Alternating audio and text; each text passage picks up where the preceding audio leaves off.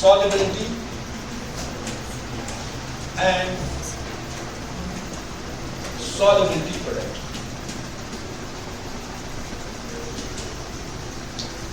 करो ऑनलाइन इसको। solubility and solubility product last topic है इस चैप्टर का। सबसे पहले हम चेक करेंगे सर solubility क्या होती है। आप में से मुझे कोई बता सकता है solubility क्या होती है? solubility, what do you mean by solubility? शाबाश। पता अच्छा कमेंस solubility क्या है? पता अच्छा कमेंस चाहिए भाई से? हाँ? solubility पता है? नहीं पता है? ओके। रखो नजर इधर। solubility क्या है? भाई मार्क सिंपल एग्जांपल हम एक बीकर लेंगे। एक बीकर मैं लूंगा। इस बीकर में मैंने वाटर लिया और वाटर की मैंने लिए 100 ग्राम्स। क्या लिया बीकर में मैंने? वाटर के 100 ग्राम्स। अच्छे से समझो, सॉल्युबिलिटी को मैं डिफाइन करूंगा। पहले हम सॉल्युबिलिटी देखेंगे, अच्छे से इसको चेक करेंगे, फिर हम आएंगे सॉल्युबिलिटी प्रोडक्ट पे। देखो बेटा, मैंने लिए बीकर में वाटर के 100 ग्राम्स। वाटर के 100 ग्राम्स में मैं डाल रहा हूं शुगर, और शुगर जो मैं वाटर के 100 ग्राम्स में डाल रहा हूं, मैं इसको पहले मेजर करता हूं, मतलब मेजर करके या वेग करके, इसको मैं वेग करता हूं अच्छे से। वेग करके मैं शुगर को डाल रहा हूं किसमें? 100 ग्राम्स ऑफ वाटर में। और मैं देख रहा हूं कि 100 ग्राम्स ऑफ वाटर में शुगर डिसॉल्व हो रहा है। मैंने 1 स्पून 2 स्पून 3 स्पून डाले, वो डिसॉल्व हो रहे हैं। डिसॉल्व मतलब गब चिकसन। क्या चिकसन? गब चिकसन। बच्चे शुगर ऐड करन, शुगर के स्पून्स में ऐड कर रहा हूं, लेकिन वेग करके मैं उनको वजन कर रहा हूं। 100 ग्राम्स ऑफ वाटर मुझे बीकर में है, मैं शुगर के स्पून्स ऐड कर रहा हूं, स्टायर कर रहा हूं, वो गायब हो रहे हैं। क्लियर? और मैंने देखा मुझे तब तक ऐड करना है जब तक मैं शुगर ऐड करूं और उसको स्टायर करूं, वो अब नहीं गायब हो रहा है। मतलब तब तक मुझे ऐड करते जाना है। मतलब उस पॉइंट को बोलते हैं सैचुरेशन पॉइंट। क्या बोलते हैं? सैचुरेशन पॉइंट तक मुझे शुगर ऐड करना है, सैचुरेशन पॉइंट तक, या जिसको आप बोल सकते हो सैचुरेशन लिमिट तक। कहां तक? सैचुरेशन लिमिट तक। 100 ग्राम ऑफ वाटर बीकर में है, मैंने इसको शुगर ऐड किया, लेकिन वेग करके शुगर, मतलब मैं उसको वेग कर रहा हूं, शुगर ऐड कर रहा हूं, स्टायर कर रहा हूं, वो गायब हो रहा है। फिर से ऐड कर रहा हूं, स्टायर कर रहा हूं, गायब हो रहा है। फिर से ऐड कर रहा हूं, स्टायर कर रहा हूं, गायब हो रहा है। लेकिन कब तक? जब तक मैंने स्पून ऐड किया, अब मुझे लगा अब ये गायब नहीं हो रहा है, तो वहीं पे मुझे स्टॉप करना है। अब उस पॉइंट को क्या बोलते हैं? सैचुरेशन पॉइंट या सैचुरेशन लिमिट। किस पॉइंट को बोलते हैं? जब मैंने शुगर डाला इसमें, अब वो गायब नहीं हो रहा है, उसको क्या बोलते हैं? सैचुरेशन लिमिट और सैचुरेशन पॉइंट। तो उस पॉइंट तक बेटा आपने कितने grams of sugar in 100 grams of water में डिसॉल्व किए, उस पॉइंट तक आपने कितने grams of sugar in 100 grams of water में डिसॉल्व किए, दैट इज नोन एज इसकी सॉल्युबिलिटी। उसी को बोलते हैं सॉल्युबिलिटी। क्लियर हुआ? उसी को बोलेंगे solubility of sugar in water. इस शुगर की कितनी सॉल्युबिलिटी है वाटर में, ये है एक डेफिनेशन इसकी। दूसरी, अगर हम एसआई की बात करें, एसआई सिस्टम में बात करेंगे, सॉल्युबिलिटी का एसआई यूनिट जो होता है बेटा, वो होता है मोल पर लीटर। क्या होता है? सिंपल है। अब यहां पे हमें कितना, इससे पहले हमने 100 ग्राम्स लिए थे, अब मैं लूंगा इसी बीकर में कितना पानी? 1 लीटर। अगर मैं पानी की बात करूंगा, पानी की सॉल्युबिलिटी की बात करूंगा, मुझे 1 लीटर पानी लेना है, और मैं क्या डालूंगा इसमें? शुगर। अब इस बार क्या बोलेंगे? ग्राम्स ऑफ शुगर नहीं, फिर मोल्स ऑफ शुगर। इस बार कितने मोल्स ऑफ शुगर इस 1 लीटर पानी में डिसॉल्व होंगे, लेकिन किस पॉइंट तक? Saturation point. That's known as solubility. ना समझ आऊंगा वक्त उनको समझ आवा जी। क्या मैंने बोला? मैंने बोला 100 ग्राम्स ऑफ वाटर लूंगा पहले, उसमें शुगर सैचुरेशन लिमिट तक एट पर्टिकुलर, लेकिन ये भी याद रखना है एक खास टेम्परेचर पे। टेम्परेचर पहले फिट करना है आपको डिसाइड करना है किस टेम्परेचर पे कर रहे हो। क्लियर? एक पर्टिकुलर टेम्परेचर पे 100 ग्राम्स ऑफ, अगर आप वाटर की बात कर रहे हो, 100 ग्राम्स ऑफ वाटर में सैचुरेशन लिमिट तक एक पर्टिकुलर टेम्परेचर पे कितने ग्राम्स एक सॉल्यूट के, यहां पे सॉल्यूट क्या है? शुगर। कितने ग्राम्स ऑफ शुगर डिसॉल्व होंगे, that is known as it is solubility. या अगर हम एसआई में बात करें, 1 लीटर पानी में कितने मोल्स शुगर के डिसॉल्व होंगे at a particular temperature up to saturation limit, that is known as it is solubility. यहां तक क्लियर है? अब देखो बेटा, हम देखते हैं डिफरेंट सब्सटेंसेस की सॉल्युबिलिटी जो होती है वो डिफरेंट होती है। क्या मैंने बोला? डिफरेंट सब्सटेंसेस की सॉल्युबिलिटी जो होती है, ये लिख लो, different substances have different solubility, have different solubility. मतलब डिफरेंट सब्सटेंसेस की डिफरेंट सॉल्युबिलिटी होती है। मैं आपको एग्जांपल देता हूं। मैं लूंगा यही 1 लीटर पानी, मैंने पहले इसमें डाला साल्ट NaCl, क्या डाला NaCl, मैंने इसकी सॉल्युबिलिटी चेक की, उसके बाद मैंने इसी पानी 1 लीटर पानी में पहले 1 लीटर पानी में मैंने क्या डाला NaCl, अब इसी 1 लीटर पानी में मैं डाल रहा हूं शुगर, मैंने चेक की सॉल्युबिलिटी वैल्यू, मतलब उसकी सॉल्युबिलिटी एक आई, मैं आपको वैल्यू भी बता सकता हूं। लाइक मैंने साल्ट डाला, पहले साल्ट कौन NaCl, किसमें डाला इनटू वाटर, मैंने इसको पानी में डाला और मैंने देखा बेटा 5.3 मोल पर लीटर किसके शुगर के डिसॉल्व हुए, कितने 5.3 मोल शुगर साल्ट के 5.3 मोल साल्ट के डिसॉल्व हुए कितने लीटर पानी में, 1 लीटर पानी में। अब मैं शुगर का चेक कर रहा हूं, मैंने शुगर का देखा, मैंने शुगर का चेक किया, मैंने देखा 3.8 मोल शुगर के डिसॉल्व हुए 1 लीटर पानी में। वही मैं बोल रहा था, different substances have different solubility values, different substances की जो सॉल्युबिलिटी होती है वो क्या होती है डिफरेंट। जैसे एग्जांपल, मैंने साल्ट चेक किया NaCl 1 लीटर पानी में डाला, what's the value 5.3 mole NaCl के डिसॉल्व हुए 1 लीटर पानी में। अब मैं फिर से क्या किस पे चेक कर रहा हूं, शुगर पे, कितने मोल्स 3.8 मोल्स डिसॉल्व हुए शुगर के 1 लीटर पानी में, मतलब सॉल्युबिलिटी ऑफ साल्ट कितनी है 5.3 मोल per litre, solubility of sugar कितनी है 3.8 मोल पर लीटर, वाटर की बात कर रहा हूं। अब यहाँ पे क्वेश्चन है सर ऐसा क्यों होता है ना, क्वेश्चन है सर ऐसा क्यों होता है, different substances have got different solubility values, but क्यों ऐसा होता है, अब आप समझोगे क्यों होता है ऐसा। देखो बेटा, यहाँ पे एक चीज, एक फिनोमेना काम करता है, यहाँ पे एक प्रिंसिपल वर्क करता है, that is known as like dissolves like, क्या बोलते हैं उसको, लाइक डिसॉल्व्स लाइक। किसमें, जब मैंने साल्ट का चेक किया, जब मैंने शुगर का चेक किया, सॉल्युबिलिटी डिफरेंट आई, मैंने देखा क्यों ऐसा क्यों हुआ, मैंने आपको एक बात बताया, मैंने बोला लिखो लाइक डिसॉल्व्स लाइक। आपने बोला सर इसका मतलब क्या है, इसका मतलब अगर हम कश्मीरी में बताएं, जरा कश्मीरी में बताओ इसका मतलब क्या है, ह्यूबियसमस डिसॉल्व, मतलब ह्यूबियासिस सुगस तर्जुमस असल पर डिसॉल्व। अब सर क्या इसका मतलब ये बनता है, मैंने NaCl को डाला किसमें, वाटर में, वाटर मतलब H2O में, और इसकी सॉल्युबिलिटी कितनी आई 5.3 मोल पर लीटर, और मैंने डाला किसको, शुगर को डाला किसमें, पानी में, वाटर में, और इसकी सॉल्युबिलिटी कितनी आई बेटा, शाबाश 3.8 मोल पर लीटर। अब आपने बोला सर ऐसा क्यों है, मैंने बोला याद रखो बेटा लाइक डिसॉल्व्स लाइक। आपने बोला ये क्या होता है, देखो क्या इसका मतलब सर, क्या ये है कि NaCl जो है NaCl ये जो वाटर से हुई, क्या मतलब चाहिए, और क्या इसका मतलब ये है ये जो शुगर है ये कम सॉल्युबल है डिकैजेशन वाटर से हुई के कुछ मतलब। और अगर हम देखें ना टू सम एक्सटेंट ये रिलेवेंट है, टू सम एक्सटेंट इसका मतलब यही बनता है, लेकिन किस सेंस में, अब देखो किस सेंस में। ये जो आप NaCl देख रहे हो, आपको पता है बेटा ये कौन सा कंपाउंड है, आयोनिक कंपाउंड है ना, आयोनिक कंपाउंड है। आयोनिक कंपाउंड मतलब अगर आप इसको देखोगे, इसके कंपाउंड में NaCl के कंपाउंड में आप देखोगे Na पॉजिटिव होता है, Cl नेगेटिव होता है, मींस इसमें पोलैरिटी होती है, पॉजिटिव और नेगेटिव होता है इसमें। और अब आप वाटर चेक करो जरा, वाटर का स्ट्रक्चर अगर देखोगे कुछ इस तरह है, यहाँ पे बॉन्ड एंगल होता है 104.5 डिग्री, ठीक, और क्योंकि ऑक्सीजन ज्यादा इलेक्ट्रोनेगेटिव है किससे, हाइड्रोजन से, बड़ा है ना आपसे इलेक्ट्रोनेगेटिविटी, तो इसके ऊपर क्या होगा डेल्टा नेगेटिव, हाइड्रोजन के ऊपर होता है डेल्टा पॉजिटिव। अब जरा NaCl को देखो सर, इसमें पॉजिटिव नेगेटिव है, अब जरा वाटर को देखो सर, इसमें भी नेगेटिव और पॉजिटिव है, मींस पोलैरिटी। वरना वाटर कौन सा मॉलिक्यूल है, कोवेलेंट, ये भी याद रखना, वरना वाटर कौन सा मॉलिक्यूल है बेटा, कोवेलेंट मॉलिक्यूल, लेकिन कौन सा covalent molecule, polar covalent molecule, कौन सा, पोलर कोवेलेंट मॉलिक्यूल, मतलब इसमें भी पोलैरिटी है, NaCl में भी पोलैरिटी है, मींस इसका मतलब ये है दोनों सेम है, किस एंगल से, पोलैरिटी के एंगल से। तो वही मैंने बोला लाइक डिसॉल्व्स लाइक। इसीलिए वाटर में शुगर, ये साल्ट अच्छा खासा डिसॉल्व होता है, कितना 5.3 मोल पर लीटर।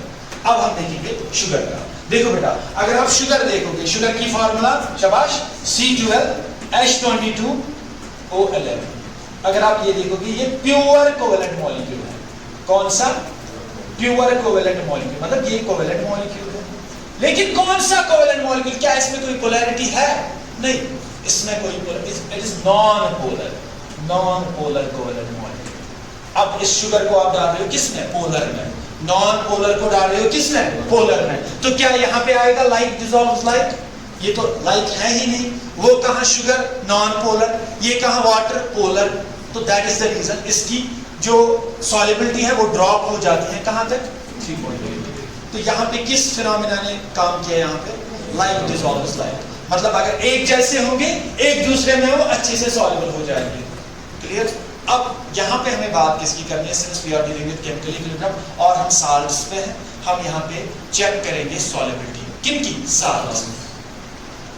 अब सर क्या साल्ट्स में भी ऐसा होता है? कुछ साल्ट्स डिसॉल्व होते हैं अच्छे से, कुछ नहीं होते हैं। मैं बोलूँगा हाँ, different salts dissolve to different extents, या different salts are soluble to different extents. जरा लिखो ये पहले पॉइंट, ये नोट डाउन करो ये चीजें जल्दी। लाइक डिसॉल्व्स लाइक, वाटर का इतना है, शुगर का इतना है, रीजन क्या है? जल्दी।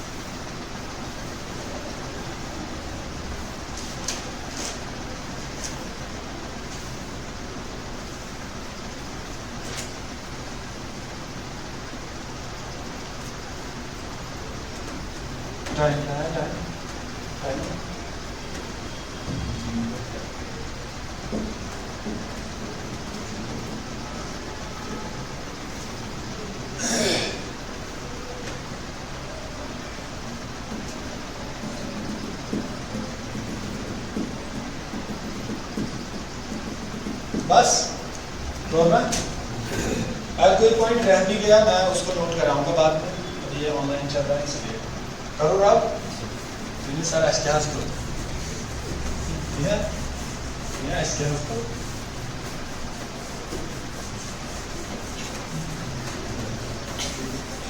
ओके,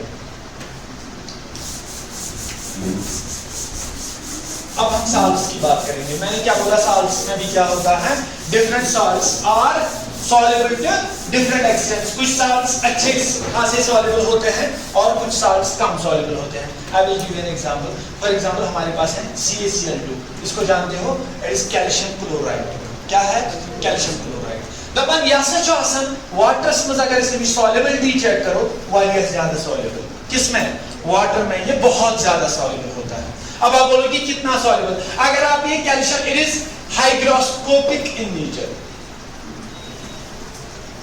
भक्ति क्या है मतलब? भवंती क्या मतलब? ये कैल्शियम क्लोराइड जो है ना, ये मॉइस्चर को भी पकड़ता है। एटमॉस्फेरिक मॉइस्चर जो एटमॉस्फेयर में वाटर वेपर्स होते हैं, ये उनको भी पकड़ता है। मतलब तिमंत रटन पानस में। क्लियर हुआ? तो कैल्शियम क्लोराइड की वाटर में सॉल्युबिलिटी कैसी है? बहुत बहुत ज्यादा सॉल्युबल है। इवन एटमॉस्फेयर में जो वाटर होता है in the form of water vapours, ये उनको भी पकड़ता है। क्लियर? और क्या है? ये हाइग्रोस्कोपिक। हाइग्रोस्कोपिक मींस ये मॉइस्चर को भी अपने आप में लेता है। क्लियर? लेकिन हमारे पास और एक साल्ट है, लाइक मेरे पास है लिथियम क्लोराइड। अगर आप ये देखोगे बेटा, ये बहुत कम सॉल्युबल है। इतना कम कि आप मानते हो ये इनसॉल्युबल है। इतना कम कि आप मानते हो ये क्या है? इनसॉल्युबल है। किसमें? पानी में। इसी तरह हमारे पास कुछ नाइट्रेट्स हैं। हमारे पास कुछ नाइट्रेट्स हैं, लाइक मेरे पास है for example sodium nitrate NaNO3। मेरे पास है पोटेशियम नाइट्रेट KNO3। मेरे पास है बैरियम नाइट्रेट BaNO3 ये कुछ नाइट्रेट्स हैं हमारे पास जो अच्छे खासे सॉल्युबल होते हैं, which are soluble to greater extents, जो अच्छे खासे सॉल्युबल होते हैं। किसमें? पानी में। मैंने बोला कुछ साल्ट्स सॉल्युबल होते हैं पानी में, अच्छे खासे सॉल्युबल होते हैं, और कुछ साल्ट्स लाइक लिथियम क्लोराइड है बहुत कम सॉल्युबल। लाइक मेरे पास है AgCl silver chloride, AgBr, AgI, ये भी कम सॉल्युबल, उतने ज्यादा सॉल्युबल नहीं होते हैं। अब मैंने क्या बोला सर, कुछ साल्ट्स, जो मैंने अभी लाइन लिखाई थी क्या, कि कुछ साल्ट्स सॉल्युबल होते हैं अच्छे खासे, कुछ साल्ट्स थोड़े से होते हैं, कुछ साल्ट्स बिल्कुल नहीं होते हैं। तो इस बेसिस पे हमने साल्ट्स को 3 कैटेगरीज में डिवाइड किया है। अब ये क्यों होता है, ऐसा क्यों होता है, वो हम अभी डिस्कस करेंगे, ऐसा क्यों होता है, what the reason behind it. जैसे वहां पे आपने बोला था सर लाइक डिसॉल्व लाइक, यहाँ पे साल्ट्स में आप क्या बोलोगे वो मैं अभी देखूंगा। लेकिन उससे पहले मुझे ये बोलना है कि साल्ट्स को सॉल्युबिलिटी के बेसिस पे, किस पे, सॉल्युबिलिटी के बेसिस पे हमने कैटेगराइज किया है 3 ग्रुप्स में। कितने ग्रुप्स में? 3 ग्रुप्स। लिखो, on the basis of solubility salts are categorized into 3 groups। 3 groups में हमने इनको कैटेगराइज किया है। अब वो 3 ग्रुप्स क्या है?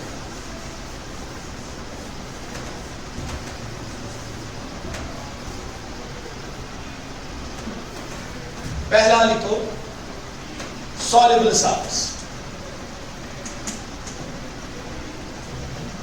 soluble salts।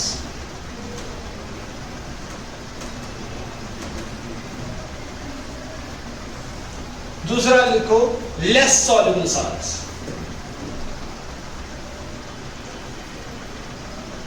तीसरा लिखो supremely soluble salts।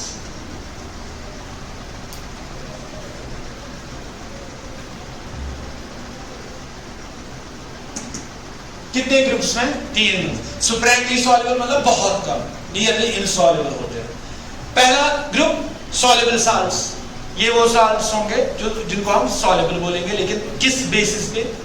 यहाँ पे बेटा अगर आप सॉल्युबिलिटी इनकी देखोगे, सॉल्युबल साल्ट्स की सॉल्युबिलिटी वो ग्रेटर देन होती है 0.1 मोलर।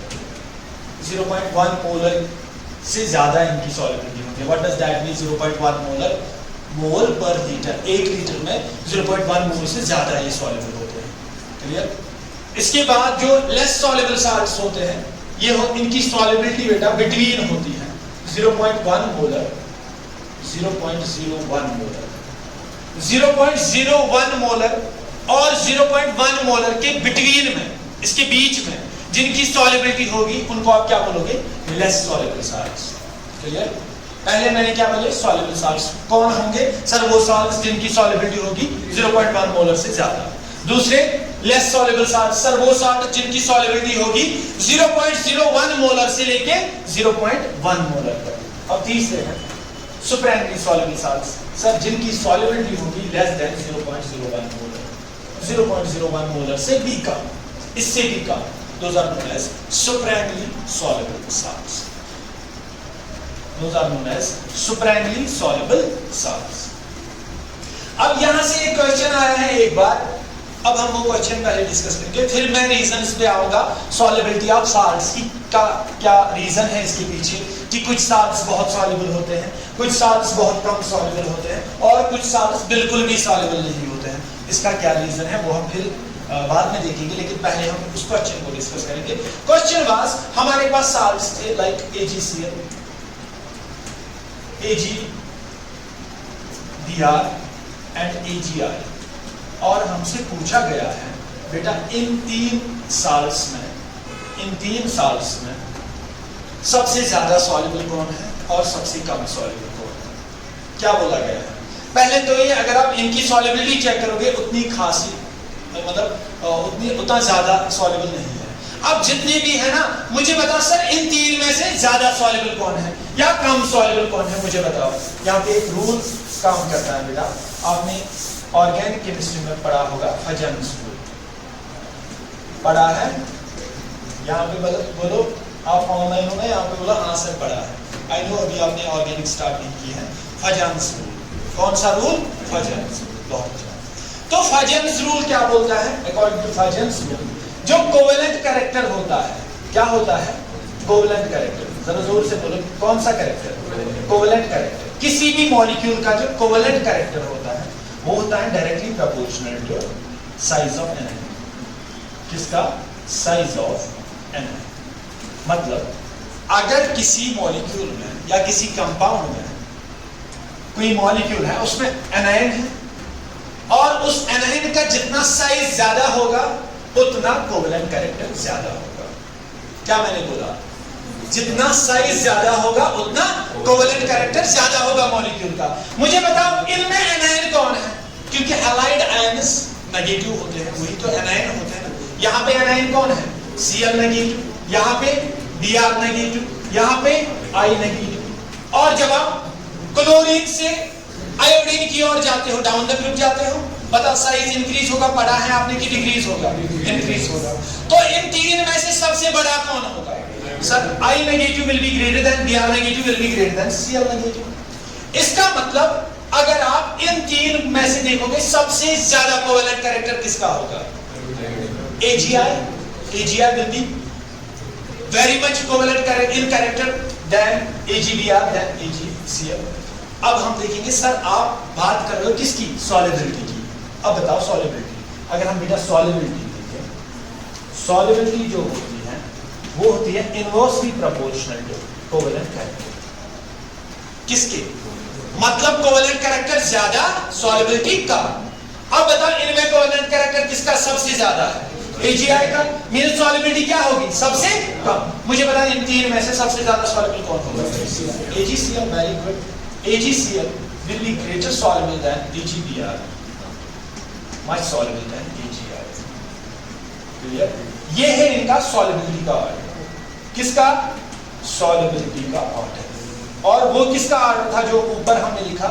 अगर मैं इसको ऐसे लिखूं, ये कौन सा ऑर्डर है? कोवेलेंट कैरेक्टर का ऑर्डर। कोवेलेंट कैरेक्टर का मतलब सबसे ज्यादा कोवेलेंट कौन, उससे कम कौन, ये दो ऑर्डर्स पर नाम करो जब। AgCl less than AgBr less than AgI, ये इनका कोवेलेंट कैरेक्टर का ऑर्डर है बेटा, क्योंकि एनाइन का साइज ज्यादा, कोवेलेंट कैरेक्टर ज्यादा। और नीचे AgCl greater than AgBr greater than AgI, ये इनका सॉल्युबिलिटी ऑर्डर है। ठीक?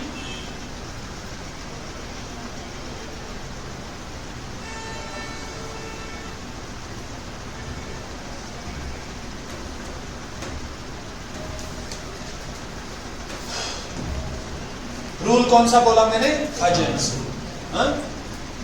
ऑर्गेनिक में काम आएगा, याद रखना। Covalent character is directly proportional to size of anion. Anion कौन सा होता है? नेगेटिवली चार्ज है ना, नेगेटिवली चार्ज है। रब करूं मैं इसको? नहीं। ओके, टाइम क्या हो रहा है?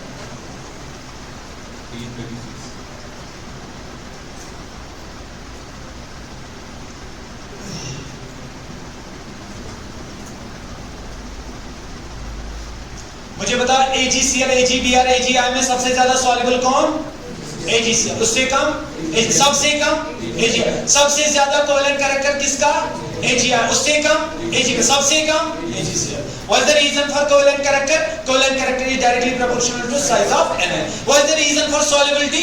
Solubility is inversely proportional to covalent character. Covalent character ज्यादा, solubility come. So this was the अब है सबसे अहम पॉइंट जो मैंने बोला था, why some salts are much soluble and some salts are very less soluble। अब कुछ salts क्यों अच्छे खासे soluble हैं और कुछ salts क्यों कम soluble है? अब इसका रीजन क्या है? अब इसका रीजन क्या है? क्या कुछ salts क्यों ज्यादा soluble है और कुछ salts क्यों कम soluble है? इसका रीजन क्या है? बेटा आपके पास आएगी दो टर्म्स, हमें इनको अच्छे से देखना है, दो टर्म्स को अच्छे से समझना है।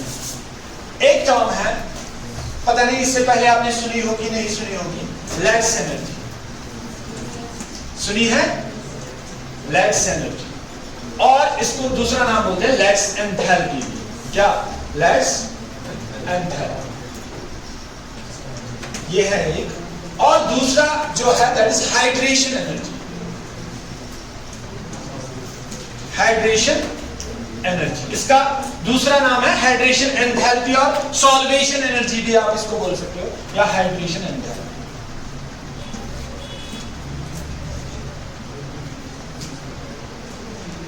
अब देखो मैंने बोला दो टर्म्स आपको पता होनी चाहिए, वन इज लैक्स एनर्जी, दूसरी इज हाइड्रेशन एनर्जी। इनको समझने से पहले मैं आपको दो पॉइंट्स बताऊंगा, वो आपको याद रखना है। यहां पे solubility of salts in water या किसी लिक्विड में आप हमेशा याद रखोगे जो लैक्स एनर्जी होती है बेटा, ये एंडोथर्मिक होती है। एंडोथर्मिक मतलब डेल्टा एच इसका क्या होगा, पॉजिटिव, वेरी गुड। और ये जो होती है ये एक्सोथर्मिक होती है। एक्सोथर्मिक मतलब डेल्टा एच इसका, डेल्टा एच इसका नेगेटिव। एंडोथर्मिक मतलब हमें यही से एनर्जी प्रोवाइड करनी है और एक्सोथर्मिक मतलब वही से एनर्जी निकलेगी। क्लियर? पहले आप ये 2 पॉइंट्स नोट करो, फिर मैं बोलूंगा असल में होता क्या है। लेट्स एनर्जी और हाइड्रेशन एनर्जी।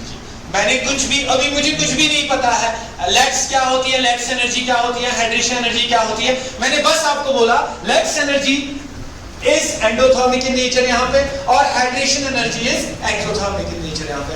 और लेट्स एनर्जी अगर एंडोथर्मिक है मींस डेल्टा एच इसका पॉजिटिव होगा और हाइड्रेशन एनर्जी अगर एक्सोथर्मिक है मींस डेल्टा एच इसका नेगेटिव होगा। अब होती क्या है ये वो हम देखेंगे। देखो बेटा, लिखा, ये लिखा आपने, नोट करो। मैं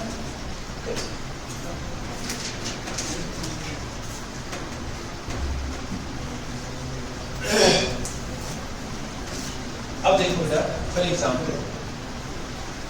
एग्जाम्पल आपने साल कौन सा, फॉर एग्जाम्पल आपने NaCl, कौन सा NaCl डाला, किसमें, आप इसको डालते हो वाटर में, पानी में। आपको इसकी सॉलिबिलिटी चेक करनी है, ज्यादा है कम है, फिर हम किसी और साल्ट की देखेंगे ज्यादा है कम है। देखो बेटा, साल्ट जो है मेरे पास कौन सा साल्ट है, NaCl, और ये NaCl कौन सा कंपाउंड है, आयोनिक कंपाउंड। और अगर आप इसका स्ट्रक्चर देखोगे वो होता है, इसको हम बोलते हैं क्रिस्टल लेड स्ट्रक्चर। क्या होता है, क्रिस्टल लेड स्ट्रक्चर। मतलब बहुत सारे, आपने वो रूबिक क्यूब देखा है, रूबिक क्यूब बराबर वैसे ही बहुत सारे NaCl, बहुत सारे Na पॉजिटिव गिरे होते हैं 6 साइड से, किससे, Cl लगी। और मैंने बोला जब हमने फार्मूला मास का जिक्र किया था तब भी मैंने बोला था, और Cl लगी भी गिरे होते हैं किससे, Na पॉजिटिव से। बहुत अच्छा। तो क्या होता है बेटा, ये एक, आप मान लो ये NaCl का एक क्रिस्टल लेड्स है, किसका, NaCl का एक क्रिस्टल लेड्स। आपने इसको किस में डाला, पानी में, ठीक। ये कौन सा कंपाउंड है, आयोनिक कंपाउंड, मींस इसमें पोलैरिटी है। वाटर कौन सा है, कोवेलेंट कंपाउंड, लेकिन कौन सा पोलर कोवेलेंट, कौन सा पोलर कोवेलेंट मॉलिक्यूल है, पोलर कोवेलेंट कंपाउंड है। अब क्या होता है बेटा, जो ही आपने पानी में NaCl को डाला, किसमें, पानी के वाटर के जो मॉलिक्यूल्स होते हैं, H2O के मॉलिक्यूल्स जो होते हैं, वो टकराते हैं किसके साथ, NaCl के क्रिस्टल के साथ। उनका बस, क्योंकि कोलिजन होगा ना, इंटरनल एनर्जी होती है, हर एक सिस्टम में इंटरनल एनर्जी होती है, तो कोलिजन होना ही होना है। आप वाटर रेस्ट पे भी रखो लेकिन इंटरनली वहां पे कोलिजन हो रहे हैं। क्लियर हुआ? अब देखो, आपने NaCl के क्रिस्टल को किस में डाला, NaCl को डाला आपने पानी में। NaCl के क्रिस्टल के साथ कोलाइड कौन करेंगे, वाटर के मॉलिक्यूल्स। क्लियर? और इनका क्या होता है, इनका मकसद एक ही होता है, हमें ये क्रिस्टल तोड़ना है, इस क्रिस्टल में तोड़ना क्यों है, क्योंकि इस क्रिस्टल में Na पॉजिटिव है और क्या है, Cl नेगेटिव। वाटर के मॉलिक्यूल्स कैसे हैं, वो भी पोलर है। ये देखो, इस पे डेल्टा नेगेटिव, इस पे डेल्टा पॉजिटिव, इस पे डेल्टा पॉजिटिव।